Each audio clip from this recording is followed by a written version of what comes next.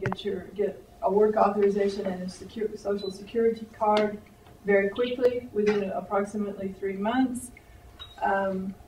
And eventually you are able to, as asylees, to petition for your spouse and children. And you are allowed to become a legal permanent resident in 1 year. After continuous residence for 1 year as an asylee, you can apply for permanent, for lawful resident status here. And then after 5 years, you can apply for U.S. citizenship. So it is the most generous form of this type of relief. It's also the most complex, though. You should know that. It's a complex part of the law. It's not easy, but it's a generous form of relief. If you are not granted asylum and you have a valid visa, you can continue on your visa. But if you are out of status, you will have to go back. You can also appeal the denial. To the best research that we've been able to do, this is correct.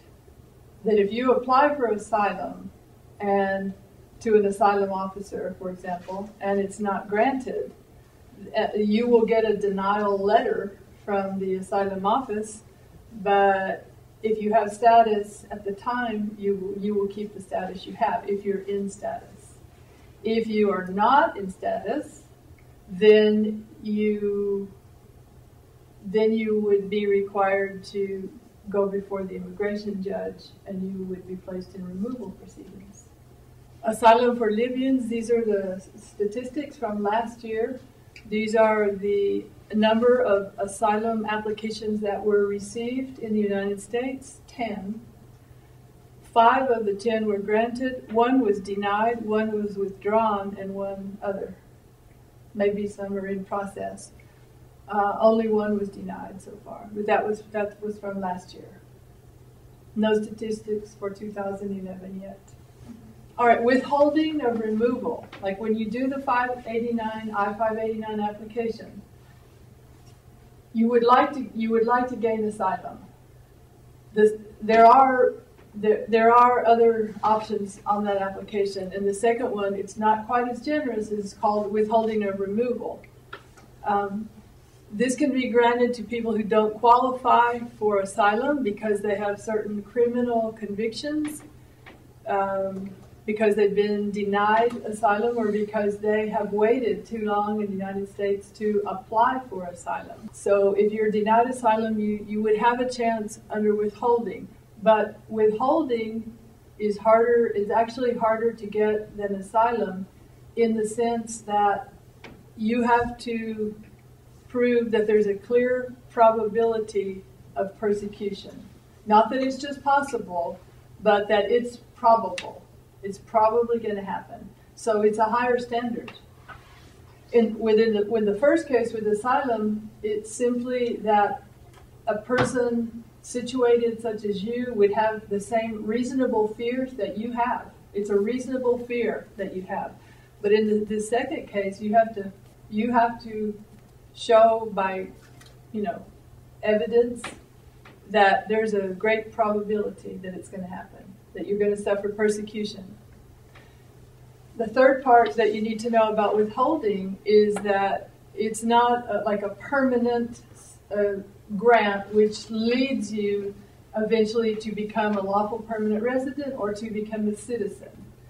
It protects you from having to go back to your country, but you could be sent to a third country which would accept you.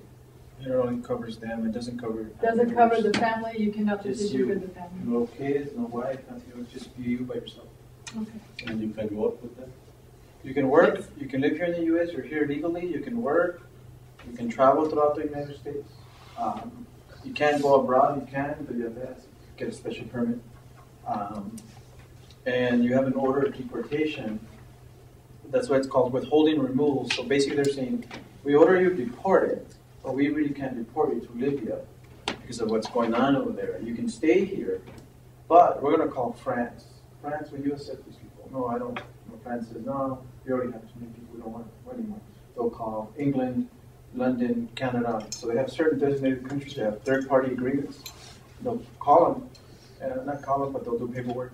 And I've never seen any country accept somebody, ever. So I think, but symbolically, they try to do it, but I've never seen anyone. So I've seen people like withholding, that have received withholding or removal. The last one, we had a lady from China, and they told her, put the 4 countries where you would like to go, and she put down like, England, France, Spain, and none of them accepted her. So it's just like, but they do try though, they do try, but you can work, she's here legally, and as long as the things stay the same in Libya, then you'll never go back to Libya. But if one day things change, substantial change, and maybe becomes democratic, then the government of the U.S. might come back and say, okay, we gave you a chance to work, to live here, but things have changed in your country. We think that you could go back and nothing would happen to you. Withholding, so that's called withholding or removal. And like you said, clear probability of persecution means 50% or more. So we went from asylum, which is a 1 in 10 chance that you will be persecuted on the basis of or on account of race, nationality, etc., to withholding. Also the same thing, you have to show it on the basis of race, nationality, political opinion, social group, or religion. And it's 50% chance or more, so it's higher. So you actually have to have strong evidence. Sometimes we'll have experts testify for us. We've had people here from Utah that are experts in certain countries, and they've actually gone and testified, and that helps a lot because they can give an expert opinion. They can tell the judge, Your Honor, in this case, under these facts, what's going on in this country, in my expert opinion, I believe that if you send this person back, this is what's going to happen with the probability. That helps us. Yes, ma'am. So, for example, international students on F1 visas, their I-20s have an expiration date. So, if it expires and they stay present in the U.S., then they're out of status. They're out of status, exactly. So, would they need to then, if they were considering applying, make sure that they apply well before the expiration date? That's correct. Exactly. And the other thing too, that at the beginning, and I think it's in the slide, there's some bars to asylum, and you have to apply within 1 year that you're arriving inside the United States. Within 1 year, and if you don't, it's a bar to asylum. You can't apply, except there's an exception. And if you can show that there's been substantial change of circumstances in your country, which I think you can make a legitimate argument for Libya, that things got out of control. No one imagined that there's going to be a full-scale civil war going on over there. I think that's a change of circumstances. That you could say, I've been in the U.S. more than a year. I didn't think that was going to happen in my country. Now there's been these changes of circumstances, and now I'm claiming my right to asylum, even though I didn't file within the 1 year. And so, but to answer her question, I think yes, the risk is if you're out of status, the risk is know for sure that your case will go before a judge if you don't win your case. And with the risk that you could be ordered deported. Usually that's what happens to you. When you lose an asylum case, they deport you back. But sometimes for you guys, hopefully, because you guys are here on an F1, you could always request the judge give you a voluntary departure. You can say, Your Honor, I would like to come back.